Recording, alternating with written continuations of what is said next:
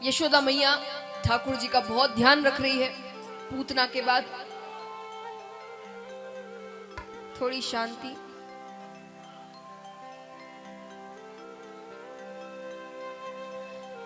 अब यहां पर छोटे से ठाकुर जी उन्होंने अपने आप करवट बदल ली।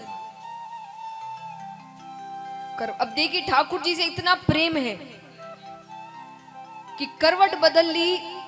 तो सांडिल्य ऋषि को बुलाया गया, पूजा पाठ करवाई गई, उत्सव मनाया गया कि छोटे से ठाकुर जी ने बिना किसी के सहारा लिए करवट बदल ली। सब बड़े प्रसन्न हैं, उत्सव मना रहे हैं। सांडिल्य ऋषि आते हैं कि आज तो लाला के जन्म को नक्षत्र है। छोटा सा लाला उसने अपने आप करवट बदल ली है। पंडितों को बुलाया जाता है, भोजन करवाया जाता है। अब महाराज हमारे ब्रज के जो पंडित होते हैं उन्हें अगर मन से भोजन कराओ या उनके मन का करो तो आशीर्वाद भी बड़े अच्छे से देते हैं। यहाँ कितने ब्रज गए हुए हैं, वृंदावन, गोकुल, मथुरा, बरसाना, क्या बात है। तो कितने हैं ऐसे जिन्होंने, जो वहां के पंडित होते हैं, उन्हें कुछ ना कुछ दिया है दक्षिणा में, या ऐसे ही कुछ भी आसपास रहते हैं वो दिया है। क्या बात है। चलिए एक मैं आप सबसे प्रार्थना करूंगी, आप जब भी ब्रज जाए ना महाराज जरूर दे। अच्छी बात है। कई बहुत जन कहते हैं कि भाई नहीं देना चाहिए,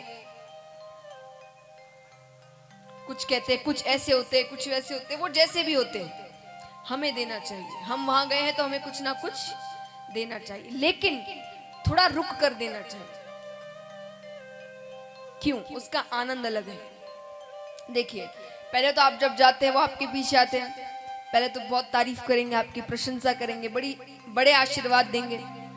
अरे बाबा बहुत अच्छा बेटा होगा तेरे घर पे। और कोई युवक है मान लो तो उसे कहेंगे खूब सुंदर बिंदनी आएगी तेरे घर पे, एकदम गोरी चिट्टी आएगी, चिंता मत कर बाबा, खूब प्यारा सो लाला होगा तेरे घर पे। सब आशीर्वाद देते हैं। अब मान लीजिए आशीर्वाद देने के बाद भी आपने कुछ नहीं दिया तो थोड़े क्रोधित हो जाते हैं।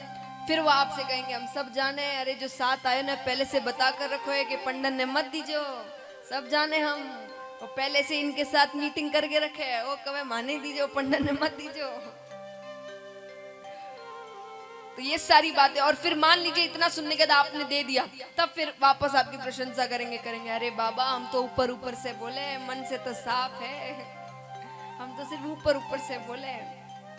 तो ये जो चीजें होती है, देखिए मैंने तो फिर भी आपसे इतने अच्छे से नहीं कहा, पर वो जब कहते जो आनंद आता है वो आनंद अलग ही है।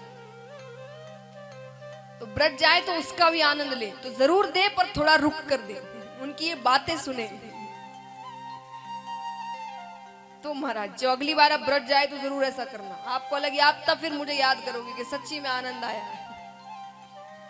तो महाराज तो वहां जितने भी पंडित आए उन सबको भोजन कराया गया, खीर खिलाई गई, बड़े प्रसन्न हुए, सबने जी भर के आशीर्वाद दिया नंद बाबा को, ठाकुर जी को। अब महाराज जब कठिनाइयां भगवान दे रहे हैं तब भी भगवान पर भरोसा रखना, ये सोचकर कि जो कर रहा है सोच समझ के कर रहा होगा, तो मेरा काम कर्म करना है, उस पर भरोसा रखना है, तब भगवान को लगेगा कि ना असल भक्ति है।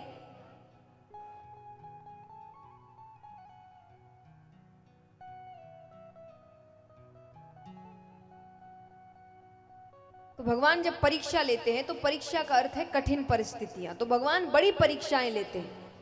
लेकिन अगर आपने परीक्षा पास कर दी तो वही बात है कि भगवान जल्दी से अपनाते नहीं, लेकिन अगर अपना ले तो छोड़ते नहीं, फिर नहीं छोड़ते वो आप, कोई भी हाल में वो आपका साथ नहीं छोड़ने वाले।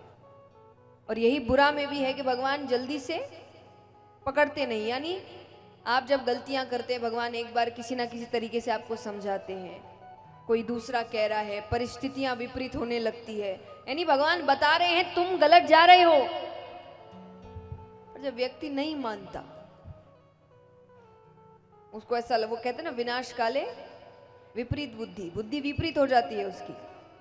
फिर जब दंड देने पर भगवान आते हैं तो भगवान कहते फिर मैं उसे छोड़ता नहीं, फिर दंड भयानक मिलता है।